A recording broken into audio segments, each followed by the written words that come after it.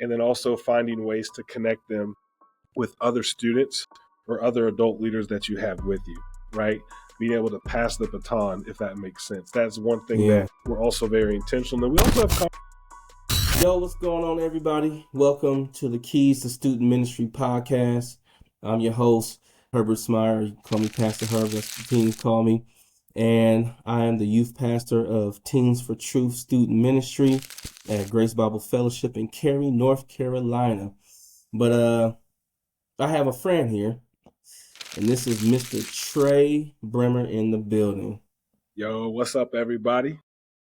Yo, so Trae, actually, yeah, we'll do it. So Trae, I met him. He was one of the first youth pastors that I met when coming to North Carolina. Didn't know really much of. So I've been in youth ministry, but this is my first time, taking a full lead of youth pastoring. So that means I got to figure out winter ideas and summer and, games and how to put together events. And so Pastor Trae was the person that I ran to, that I called. He's sitting down now, but this guy's 7 feet. Wait, are you 7 feet, man? Okay, so it depends on the day. Sometimes I'm 6'8", sometimes I'm 7 foot. I think I Yeah. average out about 6'9". Okay, I can't tell because you're just tall anyway. So I'm only 5'9", so you got a whole foot over me. So, man, really good dude, and I'm glad to have him on the podcast. But before we get into the podcast, we have the key slang for this episode. And the key slang for this episode is bet. All right, it's not new, but I'm pretty sure your students say it. Bet is a term used to affirm something, saying yes or an agreement. And here's an example. You want to hang out later? Bet. That's it.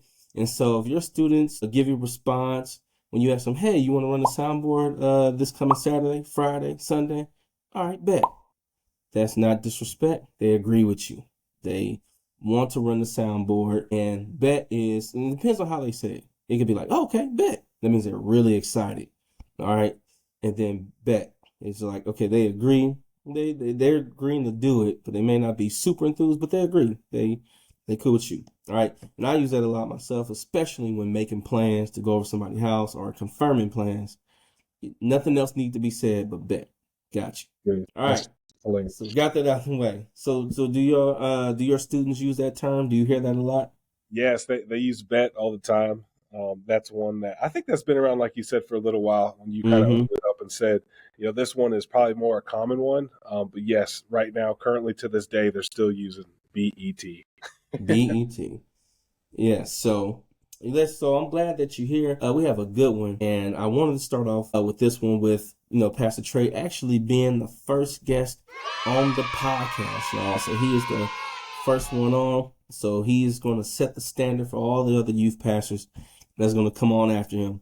But if you don't mind, man, can you let us know just where you youth pastoring are? What's your position or positions? Yeah, absolutely. Man, the pressure of being the first one too, Pastor Herb. This is First one.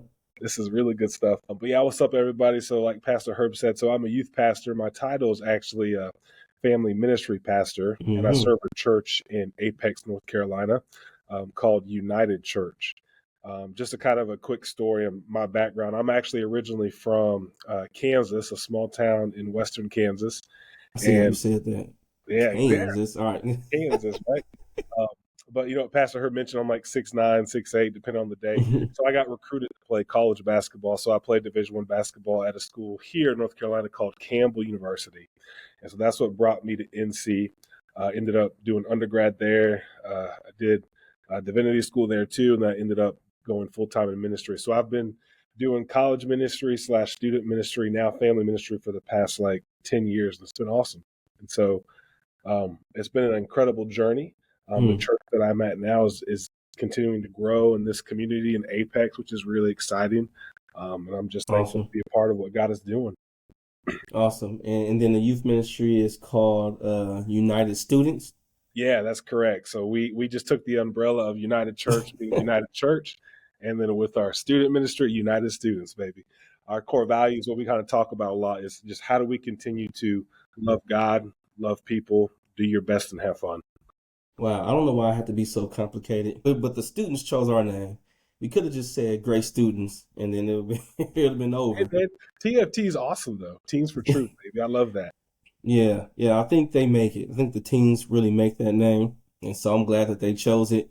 But I was looking around and I'm seeing United Church. You mean United Students, Seven Mark Students, which is another close friend of ours. Everybody's a student, and then we chose the opposite route. But I think it fits them. That's what they wanted, and Yeah. they're running for it, running with it. So we're here on this podcast to talk about the keys to building relationships with our students. Now, if you don't know, relationships are, I would say, next to the gospel, number one in what you need to develop when building a relationship, when building your student ministry. I'm gonna let Pastor Trae dive into that a lot more in his experience. But looking through our experience and looking through teens in general, they really don't care how much you know. And I heard this a lot of times. They don't know, I mean, they don't care about how much you know until they know how much you care. Amen. And so once they know you care, once they know that you are there, they are willing to go the mile for you. And, obviously you can get them, close to the Lord that way. But man, so he's going to dive in because I feel like he has a good connection with his students, and I will let him tell, his story and just the things that he saw his time. But how key is it for you, Pastor Trae, in building relationships with your students? And has there ever been like a struggle there? Yeah. So building relationships is really part of who I am. Like my temperament is really being a relational person. And so when you talk about your effectiveness as like a leader within student ministry, relationships is my top priority. Um, I'll kind of start from the top a little bit, kind of hear my heart, but I'm huge into growing yourself as a leader, right? And one of my favorite icons in teaching leadership is his name is John Maxwell. Mm, And you kind of yeah. mentioned the quote already. He's one that says that too. Like people don't know, they don't care how much you know till they know how much you care. Well, when we talk about leadership in general, we understand that leadership is influence, nothing Mm-hmm. more or nothing less. And the way that I look at it and the way that I do student ministry is if you really want to make an impact in a young person's life, if you want them to follow you, you got to have influence in their life. Mm, And influence only comes through relationship, right? mm-hmm.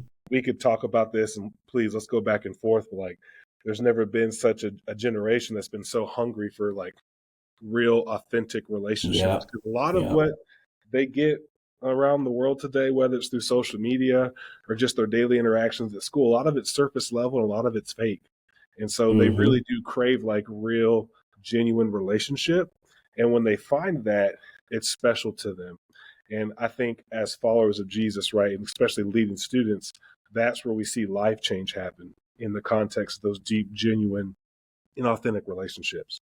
Yeah, man, absolutely. I was actually just talking to someone today, and I think this is huge, is that adults tend to think that, okay, in order for me to get into student ministry, I need to have like the latest clothes or the shoes that they like. I need to be able to talk like this. And really, all the students want is for you to be yourself, because I think you said it best, is just authentic relationships, just pure, you come as you are, because students can tell if you coming to be like someone else. They can definitely tell, like, okay, this guy or this lady's very not that genuine. They jump in the circle like, hey, what's up, yo, bet. It's like, okay, all right. No, Like they look at you side eye. uh-huh. But they would like it, they would like it if they know that you're trying and that's who you are. If you're just a cornball and that's really who you are, then they love it. They embrace it and actually want to be around you a lot more, actually, because they know that's you. 100%. And I think and it goes back to what we are just mentioning, like a lot of students, they really do crave it, even if they don't fully understand it. Like I'm a huge Yeah. believer that students truly want to be known, they want to be loved, and they do want to be challenged, but they don't always understand how to get to that point through authentic Mm-hmm. real relationships. And so for me, that's priority number one before I do anything. And I know we'll go in more depth of this, but that doesn't just go with students, right? Like that goes with everyone that you're leading within your student ministry at church, right? So your student leaders, your teams, just your interactions with people in the church that have some sort of influence within that ministry, All Yeah, those relationships matter. And depending on whether you have one or not, going to determine your ability to really impact that ministry. absolutely. So I want to know, like, what are some of the things that you do that you notice that's working, that's drawing students? I mean, let's just pick a new student. They're coming in. They've never been to United Students. They've never been to a small group. What is this something? Is there something set up that they can just come in and be a part of culture, even though they haven't been there before? Yeah. So we actually just talked about this today in one of our staff meetings, which I think is a Mm, good example of what we're intentional with. Is if we were to have a new student come into our space, we would treat that as an emergency in the aspect of we never want that student to be alone, right? And we try our best to put ourselves in their shoes to be like, what is it for a new student to come into an environment for them to feel welcome? And so yeah, ultimately, what we do is it's me a lot of the times, like with our student leaders as well. But if a new student comes to the door, I'm one of the first ones racing to them to say, "Hey, yeah. how you doing? What's your name? Who brought you? How did you find out about us? I'm so glad you're here. This is what we're going to do for the night." Right? So that Mm-hmm. intentionality of stepping in to insert myself and letting them know who I am and going ahead to start to build that relationship. That's for a new student. Yeah, I think that's pretty cool because they see this, huge guy, 6'9", coming up, and it's already. I think you already have a buy-in because you're tall. It's like, Yeah, oh man, this dude's tall. But then I think it's the other part is cool is that you're, the student pastor, and you're the one that's reaching out to them as soon as they come in, like you see yeah, them. yeah. What's the reaction that you normally get with that? Yeah, so going back just to make a joke, they don't know whether to be scared or to be joyful when they see me coming out. Just being honest. But I think it's funny because you get different reactions. But I would say the most of them is they almost don't know how to respond in some aspect, Mm, right? Which dictates your ability to control conversation to really get to know person. So when you're being able to engage with them and ask them questions to find out more about themselves, people love to talk about themselves, even students, right? And so that relationship being built is really based on you really breaking down walls, even surface level questions as you're getting to connect with them more and more mm, throughout that night. And then also finding ways to connect them with other students or other adult leaders that you have with you, right? Being able to pass the baton, if that makes sense. That's one thing that yeah, we're also very intentional. And we also have conversations with our students a lot too when it comes to that new student who's walking in the door. And I'll let our students know because we talk about that motto all the time, like life change happens in the context of relationships. Like look at your yeah. guys' lives, students. Like I'm gonna give you this quick example. I was just talking with one of our students the other day. We have youth group on Wednesday nights. A lot of them like to come early and hang out in our student center before we actually get started. A couple of them came in, and we had a newer student, sixth grader, who entered the youth ministry, and I asked them to do something for me. I think it was along the lines of serving in the capacity of the student worship team. It was an older one. She was a junior. She said, "You probably should do that. You should probably listen to Trae." And I interrupted and I said, why are you saying it like that? Like you trying to make me like this big old boss or whatever, whatever. But she went on to say to the sixth grader, I said, "Hey, Trae wouldn't ask you to do it if he knew like if it was good for you, right? Like it was to make Yeah, you better, it yeah. was to make you grow." And she went on to say, like, it's hard to say no to Trae. And I said, "Why is it hard to say no to me?" She said, "Because we know that you love and care for us. And again, you wouldn't Mm, ask us to do anything that wasn't for our good or for our growth." And wow. I thought to myself, like, it's kind of like, man, am I being too bossy or something at first? But I'm like, that's a great place to be because I Yeah. know that comes from a place of being in genuine relationship with those students, right? That's why that Mm-hmm. she was able to respond that way. And it goes back to that important conversation of if you really want to have influence in your student's life, because I think it is so easy to be a youth pastor and do the thing, right? Like Mm-hmm. preach the gospel, share the lessons, organize the groups, like all that's important. But if you really want to see a response and change, it comes through the action of being in community with them. And I think that's so important. Yeah, and that's awesome that you have another student backing you. Like it's one thing for another volunteer to say, hey, it's hard to say no to him, and he's not going to actually do anything that's not good for you.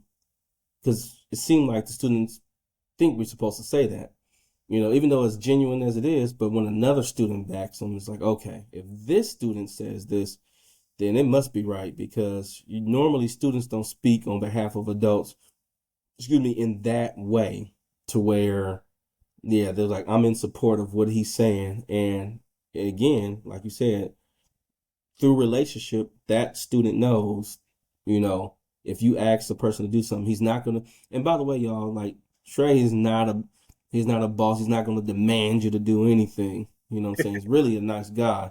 But I think, like the student said, you know what I'm saying, like there's a proven track record of him caring about us and loving us, and so because he does, you know, we're gonna do this for him because otherwise, you know, he wouldn't ask us to do anything, you know, if it wasn't for our good. So, man, that's crucial. Another thing that you said is like people like to talk about themselves. Like I just heard that the other day. Like, you know, one of our neighbors was saying like I give them my ear because people love talking about themselves. Like they so, you know, when you allow that space for them to share who they are, I think Yeah. you get that buy-in. Yeah, and when you do that, you create such a safe space. And it's so Mm-hmm. interesting because I think one of the things that I'm seeing, and I know that we're getting better at as like a youth pastor community, but one of the Mm-hmm. things I've been seeing of why sometimes people struggle to connect and build relationships with their kids is they're too afraid to be awkward with them, and Yeah. the aspect of building and growing our people skills. And one of the things I always tell our adult leaders too, I just had a conversation with one of our high school boys, male leaders, and he mentioned to me that, you know, he was afraid of being awkward or not knowing what to say when he's communicating and Mm-hmm. trying to build relationships with these high school boys. And I said, hey, man, just be awkward with them. Right. Mm-hmm. One of the things that he was working with, like, I just don't know how to continue the conversation. Well, don't leave. Just be there and be silent and let them respond to you. Right. Mm-hmm. It's so fun to me when you're able to connect with students and be awkward together in some aspects. Whenever you're able to simply be present, that's what's making. Well, let me say it this way: you're depositing into their life, your life, and you're going to be able to make a withdrawal at some Mm-hmm. point that's going to pay dividends for them, right? In their growth and their development, their journey of following Jesus, because you've now been able to become a leader and an influencer in their life. Like Yeah. for me, some of the things that I do too is, and you know, making deposits is I show up outside of church for them, right? So whether it's Yep. extracurricular activities, theater. I just went to another soccer game that a student had just this past week. It could be dance. I have students who do Yeah. dance, all these type of events that are outside of the building, Yep. right? Because there's a gesture there that goes far beyond. That's also communicating to the parents who are also Mm-hmm. reinforcing how they view you as their child's youth pattern, which pastor, which has influence over that Yeah. student's life as well. And so Yep. And all I, of can I those are say great this? ways that you can do that. Go ahead. Sorry. Can I say this? Even if they don't start, y'all, Yeah. even if they even even if they even if they ride the pine don't. the whole way through, the thing is that you showed up, you were That is there. You know, 100%. they looked at you, they managed the game. You know, the parent is still there, and you're there. Yeah. And they, what they would think about that is, look, I don't even start because most times kids won't invite you if they don't start. Yeah. Um, But when Yeah. you show up and they don't start, and you were still there, and you were still cheering the team on, you still gave them a hug or a special handshake that you guys have, and you were, you know, talking with the parents, they look at that and it's like, wow, he showed up, she showed up, went out of their way, and they came here, and I don't even start, and we went out to go have, you know, burgers afterwards. Yeah, I'll tell you what, it really does make a huge difference too. I've had students who, the moment that they see me pull up to their game, like they just get a huge smile, right? And they just like, my God, Pastor Trey's here. But then Mm-hmm. also too, I'll have reactions where the student kind of plays it off like it's no big deal, he's here. But Right. on the Exactly. They inside, you just excited. made that kid's day, right? And I think it's a huge gesture, not only for the kid. I hope we talk about this a little bit, but also the relationship that you're starting to form with their parents, which is Yep. another avenue and a way to get your foot in the door to really impact that student's life. Because Yeah. a parent sees someone else come into their child's life to be there for them, it means the world Mm-hmm. to them. And that's what we want to do too. We want to come alongside parents as we're Yep. ministering to their students. So that's Yeah, huge. because it's not likely for, you know, sometimes a youth pastor to make it outside of Sunday. You know, normally you see them on Sunday, you don't see them anywhere else. I mean, speaking of that, birthdays, graduations, Hmm. and here's us to speak on relationship, and we can dive in to the impact that does for them when teaching them spiritual things and leading them to salvation or able to discipling them. But the first year I was a youth pastor, I got zero. I think I got one. I got one graduation invite, and we had like 5 students graduate. Right? They didn't know me. I didn't know them. They were already seniors. And so it was what it was. We had the, graduation ceremony. We gave them gifts, but you could tell there wasn't a connection, right? They were looking sad, down, like okay, they're gone, right? The next year, I kid you not, the next year, I believe me and my wife went to like 3 to 4 Wow. graduation parties together, and I Hmm. went to about like 6 or 7. So my whole May and June was graduation party after graduation party. And that is, again, my pastor pointed this out. It's like, man, that's the relationship there. Like now they see you as okay. Like I know this guy. He poured into me since what, the 11th grade or 10th grade. I'm gonna invite him. And kid you not, man, I've been to all sorts of Yeah. graduation parties. Yeah. And then that let it be siblings, because then the sibling go one year and they expecting you to be there the next year for them. And so definitely, those are key. No, that's huge. And I'll say this too, whether it's graduation parties, even graduation events, like, hey, Yeah. they only get a certain amount of tickets and they gave Yep. you one, They right? gave you one. You What is really that? made it when you get a graduation ticket. Yeah, exactly, right? They gave you, you in there, man. That's good stuff.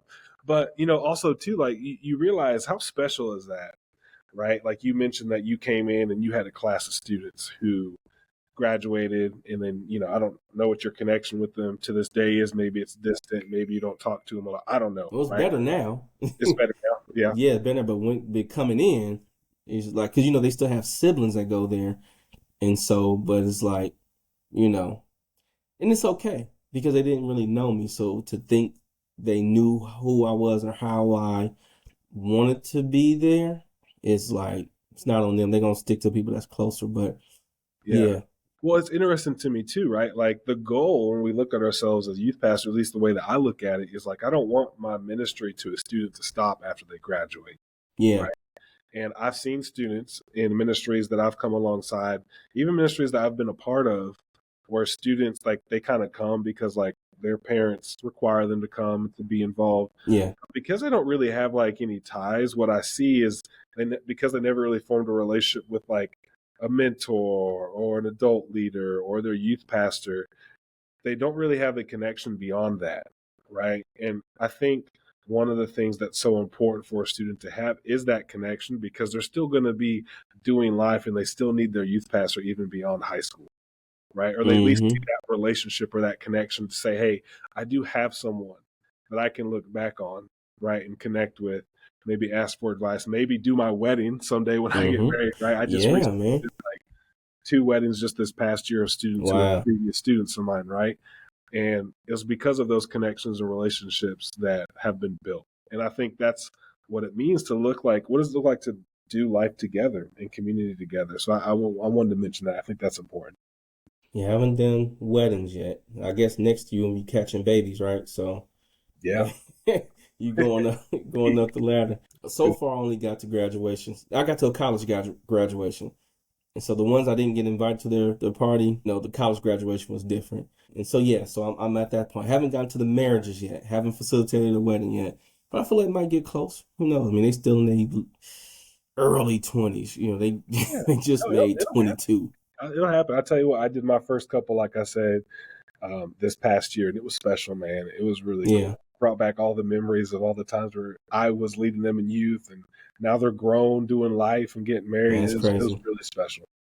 Actually, I had a friend that's youth pastor in Illinois, and he's been in the game for 15 years or more now. And if you all don't know, the typical lifespan of a youth pastor is about 2 years, maybe a year and a half. So to go 9 years, 10 years, even four is good. But he's been in there for over 15 years, and he done saw babies. He done been in the weddings of his past student.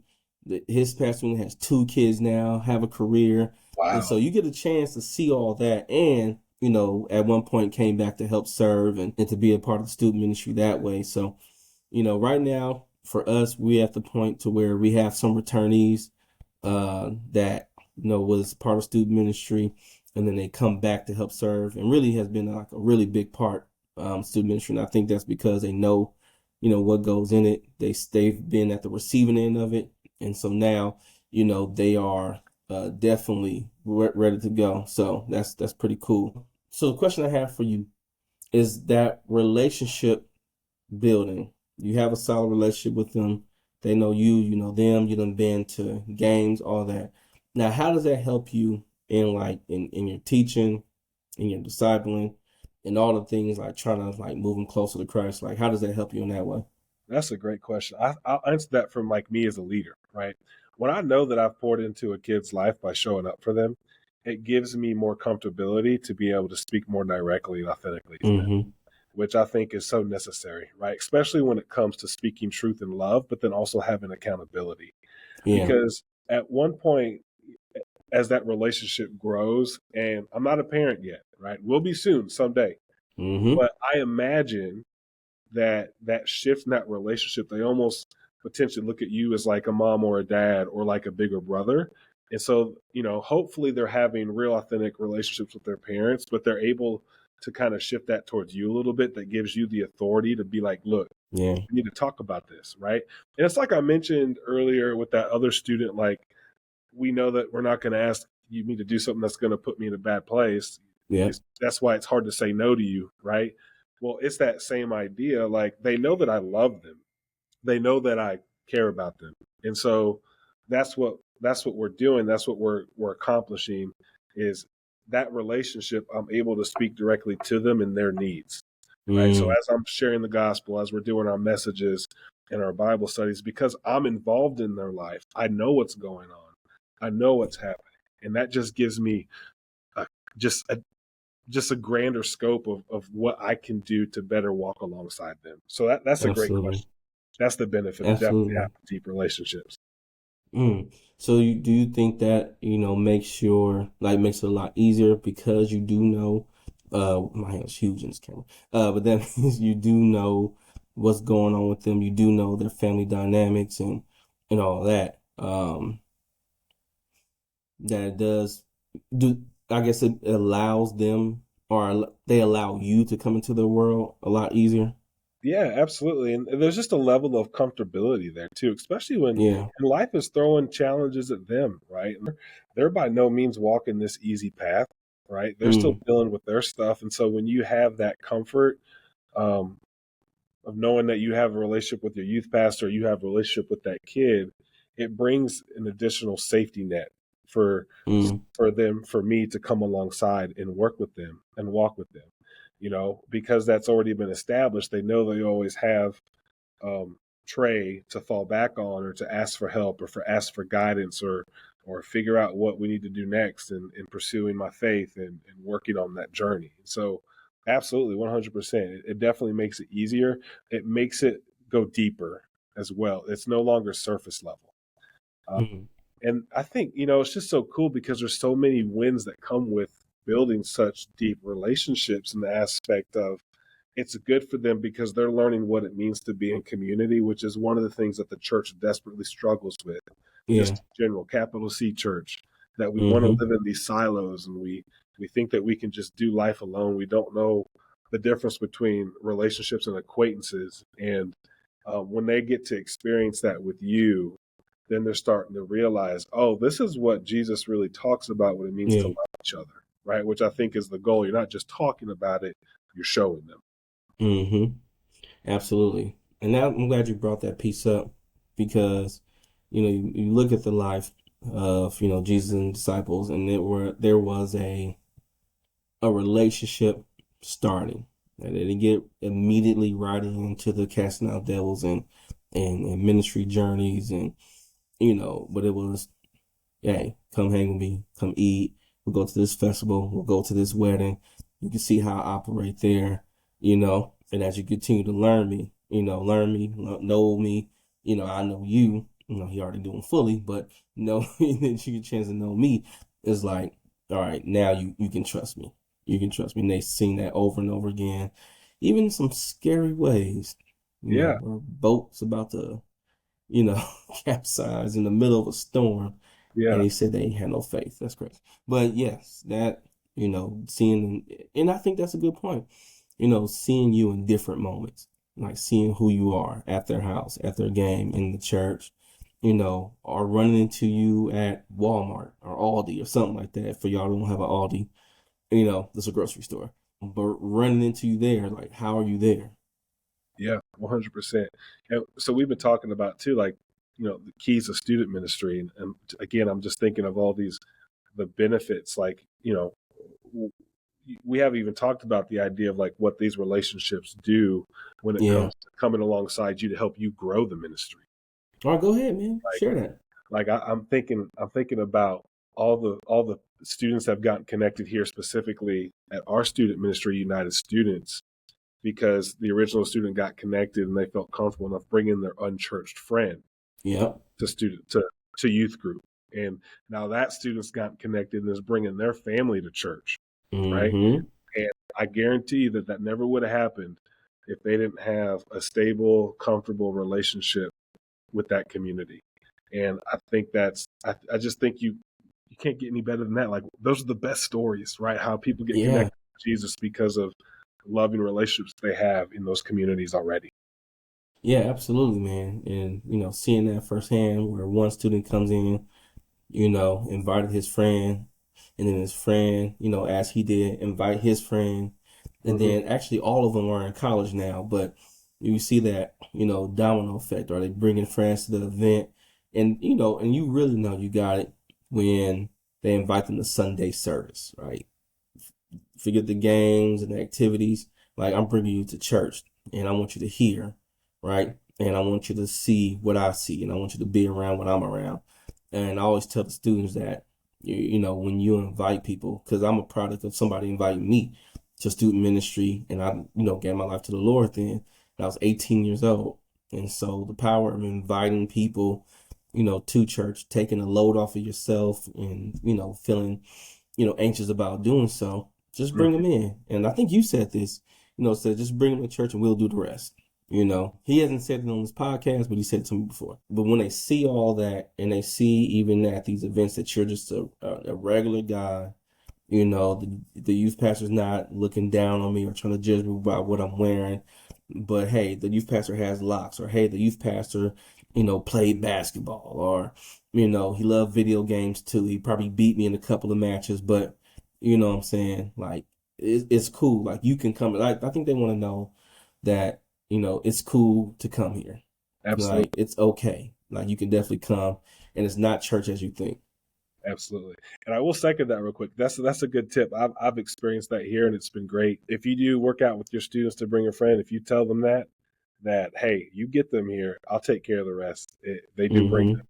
That is one of the biggest setbacks that they get nervous about when it comes to inviting their friends. For whatever reason, they think that when they bring them here, they're not going to know what to do with them, right? Because they're not going to be able to connect. Which is, deep down, they know that they do want to have relationships, right? Mm-hmm. But quick tip for all you guys: that's do that. They'll start bringing them. Mm-hmm. And that's true, because it should be to the point to where, yeah, the leaders are in place, everybody's in place to where we'll greet them, we'll say what's up to them, we'll give them the word, we'll let them know the information. In all honesty, though, in vulnerability, like, well, I'm trying to get now the students to take over and be those leaders, and greeting other students, and being a part of that culture, because eventually the leaders that's there now, they're not going to always be there. I'm not going to always be there.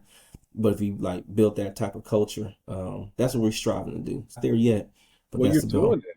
No, I would say you're doing it. Like, even when we started this conversation, you were talking about picking a name for youth ministry, man. Like, the teenagers picked it, which tells me Mm, that they're owning it, right?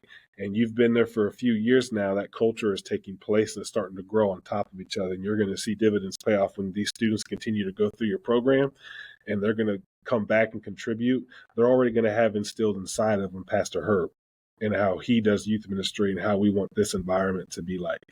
I've been blessed because I've been at my church now for 5 years, mm, and it's been cool to have what I've had a couple classes now go through graduation, and to see some of them come back. But I think even more cool is these older students who were like in sixth or seventh grade when I got Mm. started.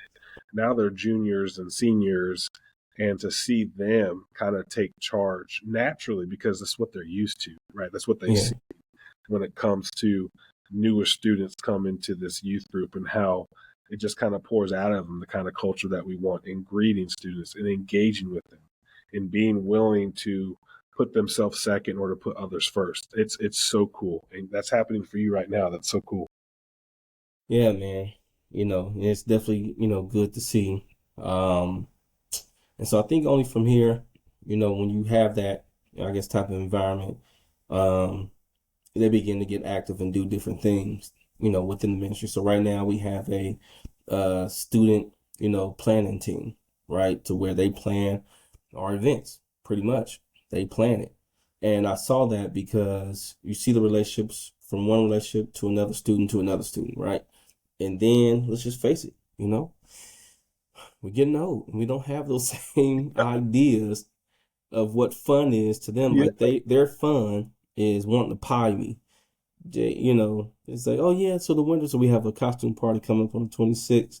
yeah. And say, oh yeah, the person who wins this contest, they can pie Pastor Herb. Like, why? Why? What kind of prize is that? That's so But but for them, that's like, oh man, that's a big deal. I get a chance to pie my pastor. Like that's, no gift card, yeah. just throw a pie at them. Yeah. Well, I'll say too that you bring up a good point. Like, it's a benefit for you as a youth pastor, right? When you have real relationship with your kids, you're able to trust them more. So when it comes to some of Yeah. the things like right now, we're doing a thing where students do their devotionals throughout the semester of our small group year. Mm. They get a custom swag. So this year we're doing one of these toboggans, right? These, Okay. yeah. What do they A call? Are they beanie. called toboggans? Some people call them. That's the first time I got introduced to a toboggan is when I moved here, when somebody actually said that. Okay. But we Well, used to call it a beanie, skull cap. beanies. There you go. I couldn't think of the word for whatever. Mm-hmm. I'm getting older now or something. See, you I said used the word. toboggan. But anyways, we're designing them to give to students who complete their Bible reading plan. And I have one of our juniors doing it. And the Mm. reason that he's doing it this year again is he did it last year. He did a hoodie, and I was designing it myself. And I said, hey, you know what? I'm gonna ask him because he's kind of bougie, and he knows that I call him that, so it's perfectly fine. So I was like, I'm gonna ask you, bro. Like, let me get your opinion on this. I gave him my original design. He said, Trey, that's trash. And I said, Mm. why? And he said, well, he started explaining that, we're not into this kind of just basic logo stuff. Mm. All right, whatever. So I said, how about you come alongside me and help? And he gave me some designs, and I was like, nah, man, I don't know if I like that. What were the designs? Was it a lot of writing or? So he actually took our values. So love God, love people, do your best, have fun. And what he Mm. did is he wrote them out and formed a cross out of them. So that's how he did it. And Okay. I can at see first, that. I didn't really like it. I was like, man, I don't know. Like, I'd rather just have the good old United Students hoodie and then it just has the values. But he took the logo, separated, and then made a cross out of the values in the back. And I was like, all right. So I ended up trusting him and we got the hoodies. Huge hit. Huge hit. All of our students loved the hoodie, See. right? And so I learned my lesson. I mean, I did trust him the first time, but it was cool because I do trust him, right? Like his Mm-hmm. opinion matters because I know he's not thinking about a design just for himself. He's thinking about design that other students like as well. And I Mm-hmm. knew that that discernment only came because of my relationship with him, because it's instilled in him too to not necessarily be selfish about just what he likes, but what Trey likes and what the group would like overall, if that makes sense. Yeah, no, So that makes total sense. it allows you as a youth pastor, when you have real relationship with your kids, to trust them too and develop them as leaders and give them opportunities to lead. I think of our adult leadership team right now. We have a couple of college students who are in their second year of college, but they went through our student program. Mm-hmm. And I have a lot of them being communicators. So they're sharing the messages and stuff. And because they've been a part of the program and because of the relationship that we have, I trust them. I trust what they're going to say, and give them the authority and the power to do that. And so it allows me as a youth pastor to duplicate myself, which is part of the goal, right? You mentioned that, right? To be able Mm-hmm. to realize, hey, we're not going to be able to be doing this forever, right? But how can we allow our Mm-hmm. youth ministry to run and be great and successful when we step away? Wow. Wow. Well, this has been really good. And I hope everyone took some tips from this that you can use. And here's another piece of this podcast, another segment, is that we're going to mention on each episode one thing that you can do tomorrow. Like, you could take this, listen to us, and implement it tomorrow. So, Pastor, I just want to ask you, what is that one thing that somebody that's, whether they new in youth ministry or they've been in a while, but they're struggling to get those relationships going, like, what's one thing that that person can do Yes. tomorrow? Get their schedules and find a way to show up for them outside of the church building. Yeah. So ask parents, send the email out saying, hey, I want to be able to go and be a part of your student's life outside of these four walls. I want to start coming to games and support them. I want to start coming to theater performances. I want to come to their piano performances. I won't be able to come to every single one, but I'd Mm-hmm. love to show up for one. Please send me your guys' schedules. That's something that's so practical, and it's easy for you to start getting organized with your calendar to be able to go out and to start showing up for those students outside of the church building. That's it, man. That's it. And y'all can do that tomorrow. If you don't have parents' emails, get them easy. Just whatever. I don't know what you use. We use Microsoft, or I do. Just send out a note, create a what do you call that? A survey, and just have them fill it in, put their information in, what sport or what activity that their kid does, and just see if you can make it. Now, like you said, you're not gonna make it to all of them, right? But at least you can create a schedule to where you can do either once or twice that year. You can do each of them. You don't have to go to every game, but at least once, at least twice, and just be there. Be there. Pastor Trae, man, appreciate you being on here. It's definitely a great conversation. Listen, if you want to follow Keys to Student Ministry podcast, you can follow us on IG at Keys2, the number 2, student underscore ministry. You can also follow us on YouTube. Go ahead and subscribe, hit that bell for notifications. But that is Keys, simply Keys, not the number 2, but Keys to Student Ministry. You can definitely check us out right there. And if you need any tips or anything about or if you just want a coaching call, you could definitely email us or email us at keys2, the number 2 again, studentministry@gmail.com. We have to do that because some names were taken. So, Man, I'm excited for what you're doing with this, Pastor Herb. This is going to be good stuff, man. I know all of us yeah, youth pastors appreciate the opportunity to come together and just collab and learn yeah, from each other. So this is great. I'm excited. absolutely. Hopefully, we only get the ones on here that we see all the time. We're not going to name drop yet because they haven't agreed to be on here. But when they do, I'm sure there's a lot that can be shared. So, all right, y'all. Talk to you guys later. Again, hit us up, subscribe, IG, all that stuff. Talk to you soon.